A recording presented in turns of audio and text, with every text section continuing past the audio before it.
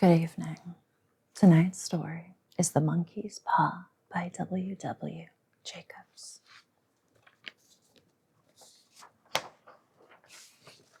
Without, the night was cold and wet, but in the small parlor of Laburnum Villa, the blinds were drawn and the fire burned brightly.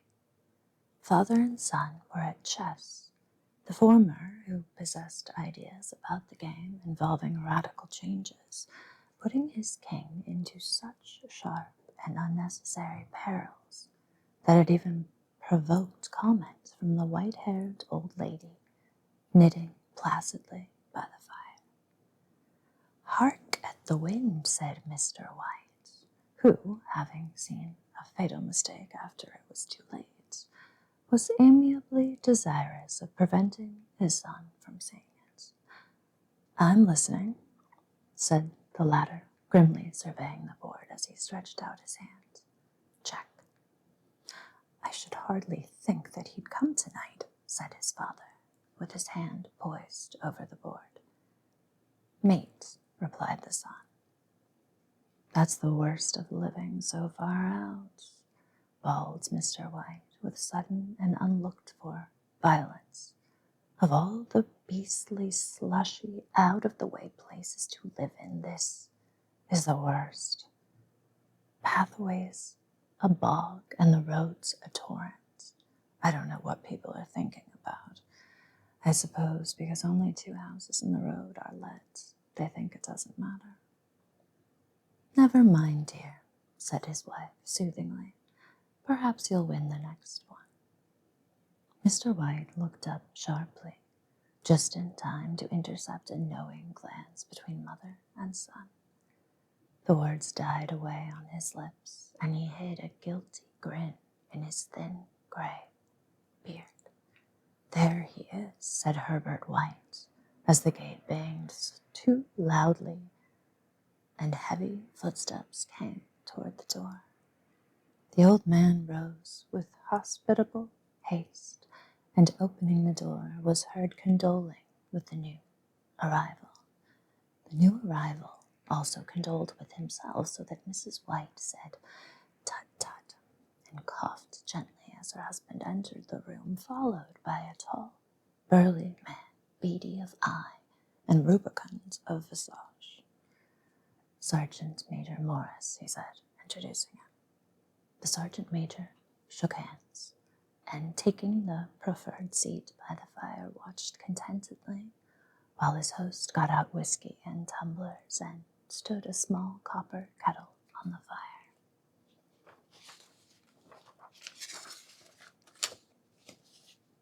At the third glass, his eyes got brighter, and he began to talk, the little family circle regarding with eager interest this visitor from distant parts, as he squared his broad shoulders in the chair and spoke of wild scenes and doughty deeds, of wars and plagues and strange peoples.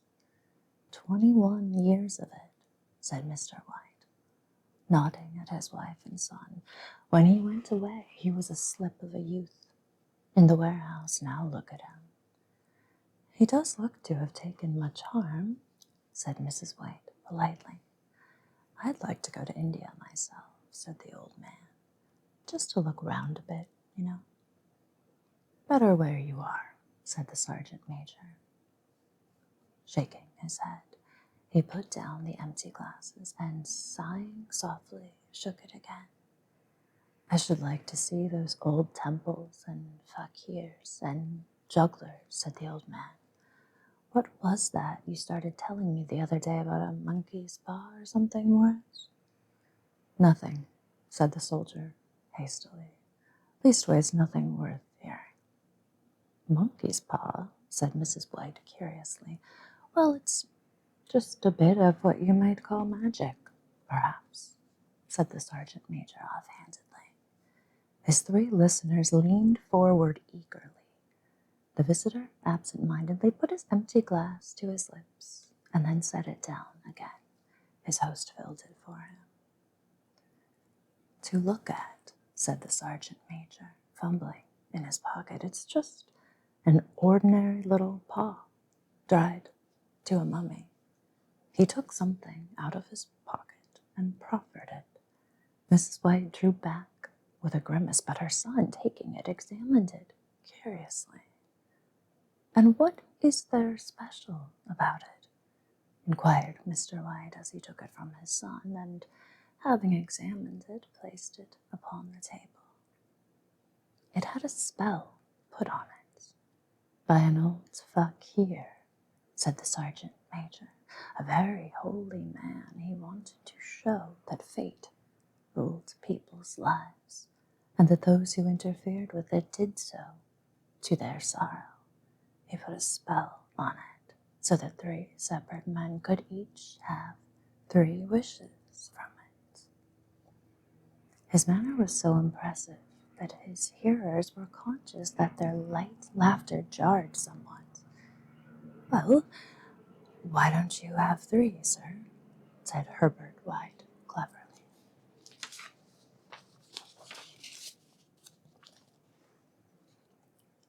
The soldier regarded him in a way that middle age is wont to regard presumptuous youth. "I have," he said quietly, and his blotchy face whitened.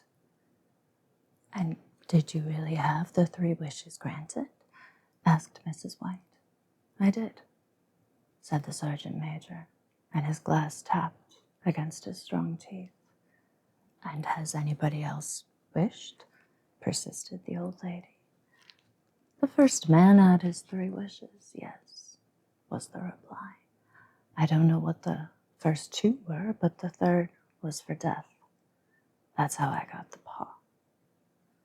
His tones were so grave that a hush fell upon the group. "If you've had your 3 wishes, it's no good to you now then, Morris," said the old man at last. "What do you keep it for?" The soldier shook his head. "Fancy, I suppose," he said slowly. "I did have some idea of selling it, but I don't think I will. It has caused enough mischief already. Besides, people won't buy. They think it's a fairy tale. Some of them, and those who do think anything of it, want to try it first and pay me afterward. If you could have another 3 wishes," said the old man, eyeing him keenly, "would you have them?" "I don't know," said the other. "I don't know." He took the paw, and dangling it between his forefinger and thumb, suddenly threw it upon the fire. White, with a slight cry, stopped, stooped down, and snatched it off. "Better let it burn," said the soldier solemnly. "If you don't want it, Morris," said the other, "give it to me." "I won't," said his friend doggedly. "I threw it in the fire. If you keep it, don't blame me for what happens. Pitch it on the fire again, like a sensible man." The other shook his head and examined his new possession closely. "How do you do it?" he inquired. "Hold it up in your right hand and wish aloud," said the sergeant major. "But I warn you of the consequences." "Sounds like the Arabian Nights," said Mrs. White, as she rose and began to set the supper. "Don't you think you might wish for 4 pairs of hands for me?" Her husband drew the talisman from pocket, and then all 3 burst into laughter as the sergeant major, with a look of alarm on his face, caught him by the arm. "If you must wish," he said gruffly, "wish for something sensible." Mr. White dropped it back in his pocket and, placing chairs, motioned his friend to the table. In the business of supper, the talisman was partly forgotten, and afterward the 3 sat listening in an enthralled fashion to a second installment of the soldier's adventures in India. "If the tale about the monkey's paw is not more truthful than those he has been telling us," said Herbert, as the door closed behind their guest, just in time for him to catch the last train. We shan't make much out of it. Did you give him anything for it, Father? Inquired Mrs. White, regarding her husband closely. A trifle, said he, coloring slightly. He didn't want it, but I made him take it, and he pressed me again to throw it away. Likely, said Herbert, with pretended horror. Why, we're going to be rich and famous and happy. Wish to be an emperor, Father, to begin with. And then you can't be henpecked. He darted round the table, pursued by the maligned Mrs. White, armed with an antimacassar. Mr. White took the paw out of his pocket and eyed it dubiously. I don't know what to wish for, and that's a fact, he said slowly. It seems to me I've got all I want. If you only cleared the house, you'd be quite happy, wouldn't you? Said Herbert, with his hand on his shoulder. Well, wish for 200 pounds, then. That'll just do it. His father, smiling shamefacedly at his own celebrity, held up the talisman as his son, with a solemn face, somewhat marred by a wink at his mother, sat down at the piano and struck a few impressive chords. I wish for 200 pounds, said the old man, distinctly. A fine crash from the piano greeted the words, interrupted by a shuddering cry from the old man. His wife and son ran towards him. It moved, he cried, with a glance of disgust at the object as it lay on the floor, as I wished it twisted in my hand like a snake. Well, I don't see the money, said his son, as he picked it up and placed it on the table, and I bet I never shall. It must have been your fancy, Father, said his wife, regarding him anxiously. He shook his head. Never mind, though. There's no harm done, but it gave me a shock all the same. They sat down by the fire again while the two men finished their pipes. Outside, the wind was higher than ever, and the old man started nervously at the sound of a door banging upstairs. A silence unusual and depressing settled upon all three, which lasted until the old couple rose to retire for the night.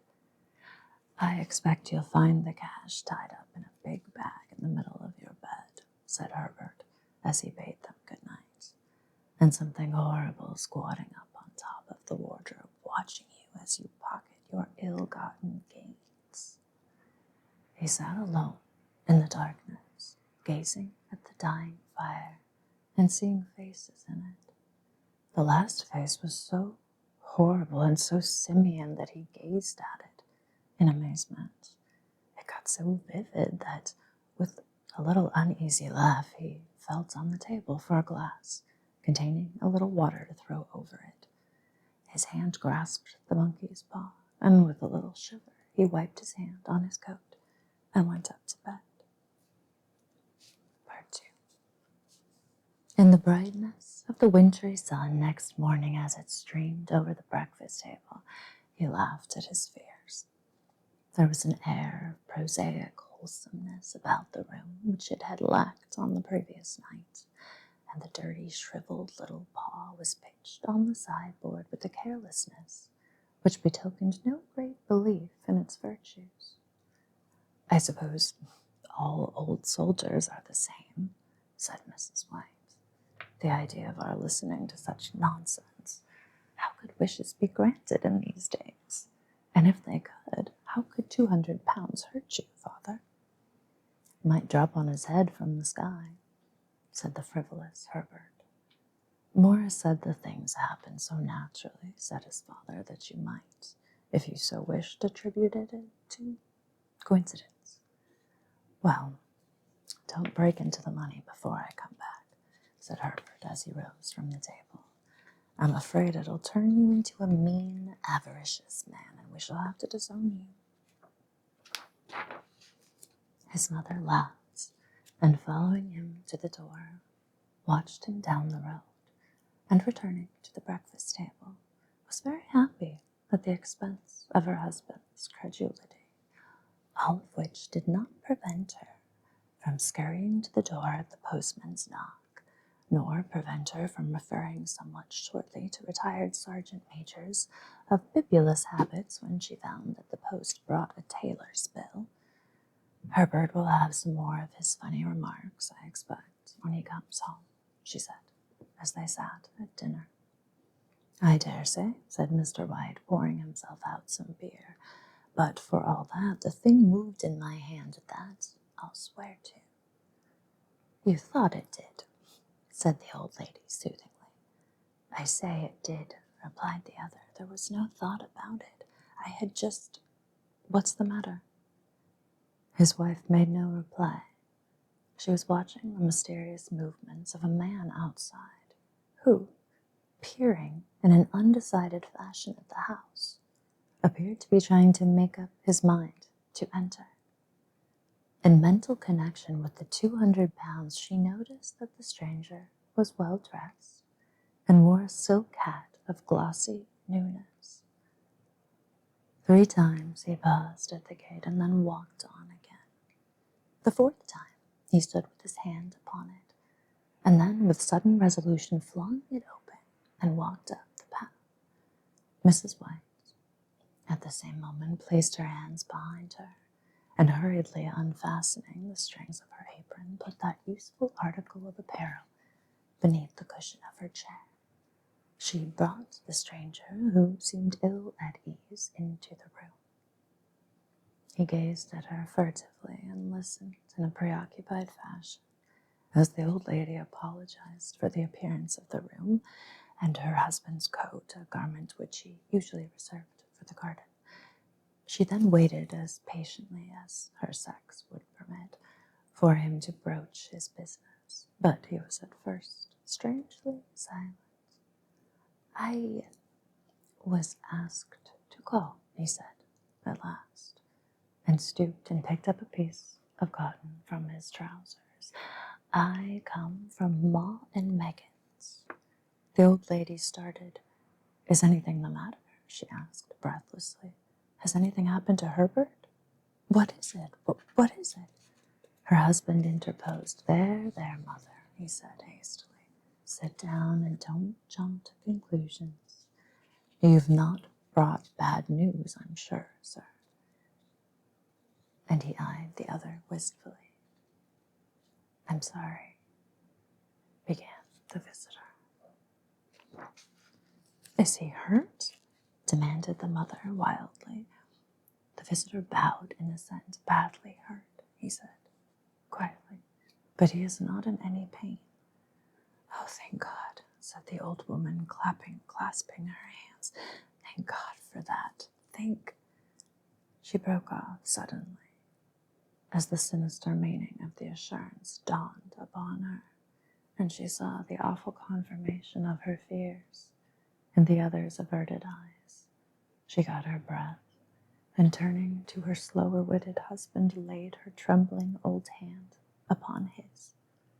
There was a long silence. "He was caught in the machinery," said the visitor at length in a low voice. "Caught in the machinery," repeated Mr. White in a dazed fashion. "Yes." He sat staring blankly out at the window, and taking his wife's hand between his own, pressed it as he had been wont to do in their old courting days nearly 40 years before. "He was the only one left to us," he said, turning gently to the visitor. "It is hard."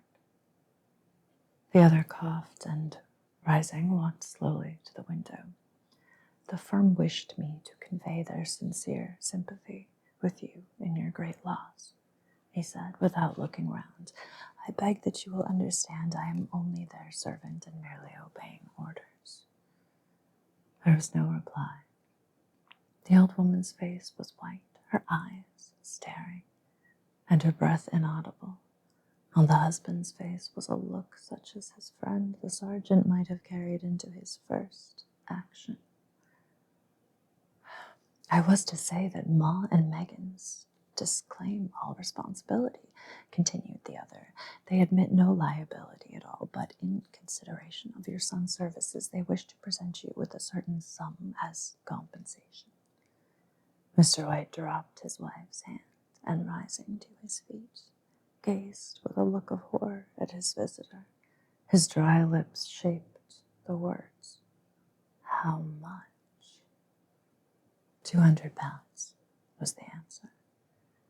Unconscious of his wife's shrieks, the old man smiled faintly, put out his hands like a sightless man, and dropped, a senseless ruin, to the floor. Part 3.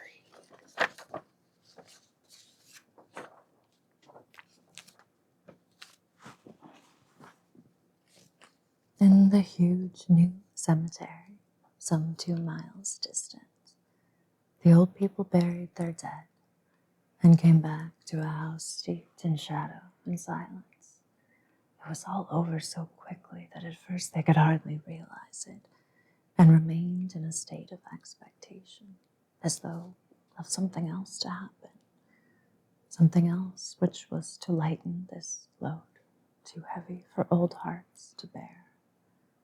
But the days passed, and expectation gave place to resignation, the hopeless resignation of the old, sometimes miscalled apathy. Sometimes they hardly exchanged a word, for now they had nothing to talk about, and their days were long to weariness.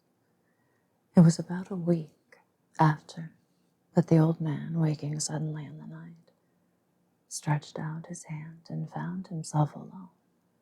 The room was in darkness, and the sound of subdued weeping came from the window. He raised himself in bed and listened.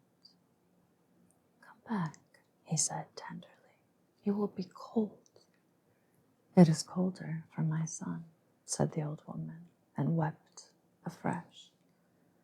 The sound of her sobs died away on his ears. The bed was warm, and his eyes heavy with sleep. He dozed fitfully, and then slept until a sudden wild cry from his wife awoke him with a start. "The paw!" she cried wildly. "The monkey's paw!" He started up in alarm. Where is it? What's the matter?" She came stumbling across the room toward him. "I want it," she said quietly. "You've not destroyed it?"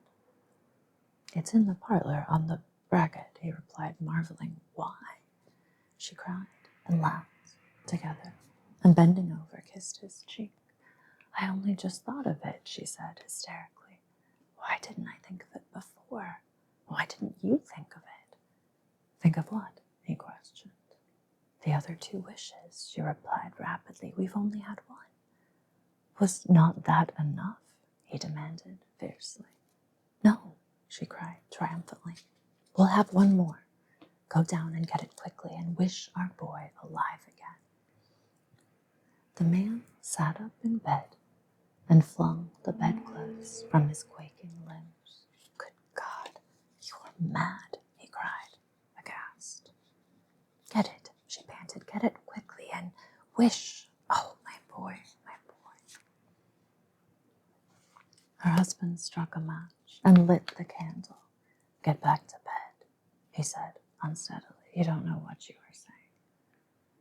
"We had the first wish granted," said the old woman feverishly. "Why not the second?" "A coincidence," stammered the old man. "Go and get it and wish," cried his wife, quivering with excitement.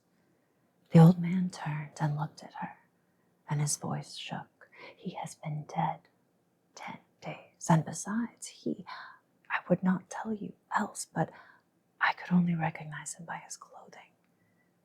If he was too terrible for you to see then, how now?" "Bring him back," cried the old woman, and dragged him toward the door. "Do you think I fear the child I have nursed?" He went down in the darkness and felt his way to the parlor, and then to the mantelpiece. The talisman was in its place, and a horrible fear that the unspoken wish might bring his mutilated son before him ere he could escape from the room seized upon him, and he caught his breath as he found that he had lost the direction of the door. His brow cold with sweat, he felt his way around the table and groped along the wall until he found himself in the small passage with the unwholesome thing in his hand. Even his wife's face seemed changed as he entered the room. It was white and expectant, and to his fears seemed to have an unnatural look upon it. He was afraid of her. "Wish," she cried in a strong voice. "It is foolish and wicked," he faltered. "Wish," repeated his wife. He raised his hand. "I wish my son alive again."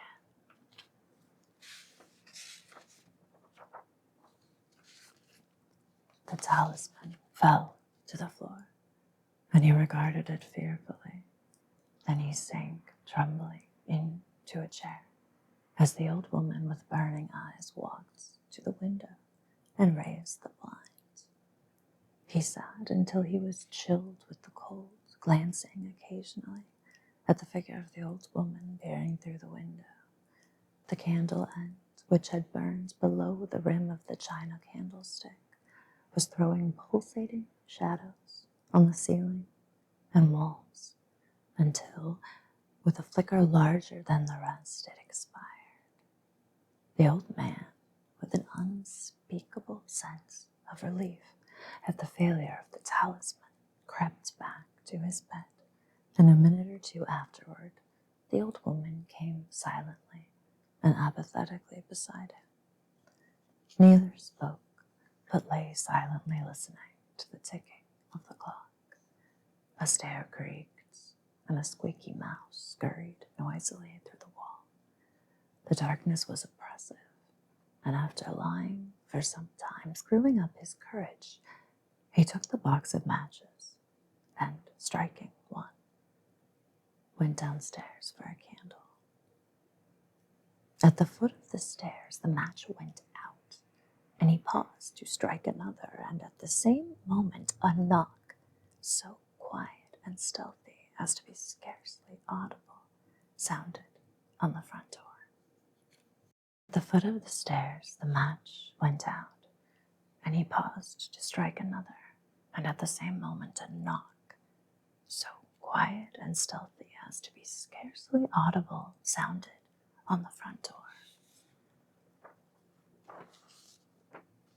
The matches fell from his hand and spilled in the passage. He stood motionless, his breath suspended until the knock was repeated.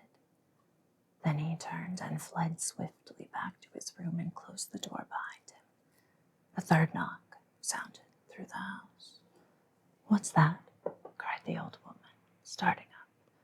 "A rat," said the old man in shaking tones. A rat. It passed me on the stairs."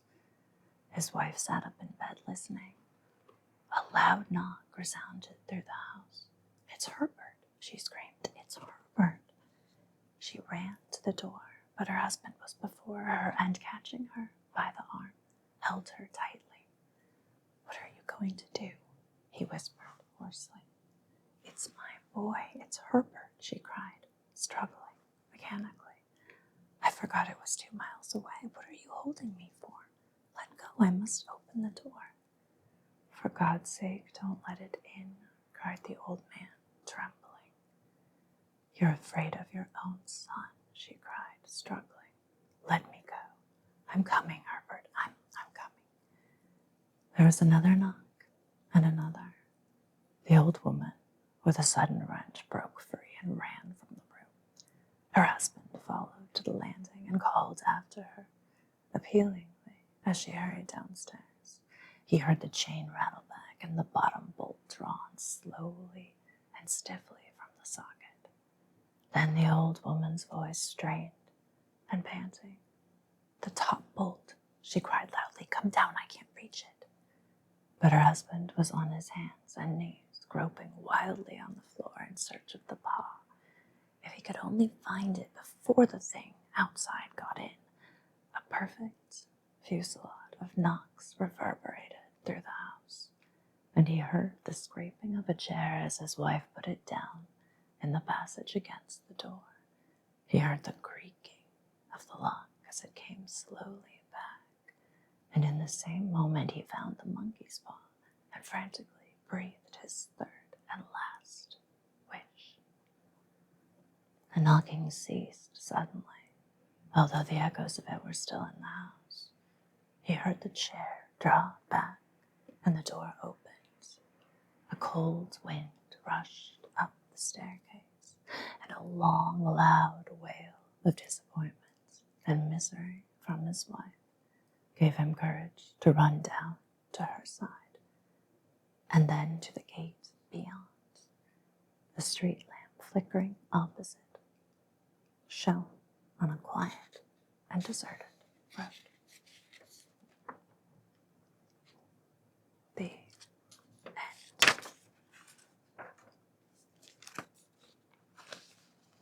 So that was frightening.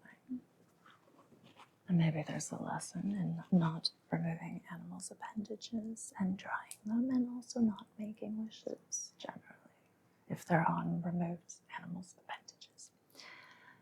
Thank you once again so much for joining me tonight, and I look forward to seeing you for more oddness. Please feel free to like and subscribe if you enjoyed today's story.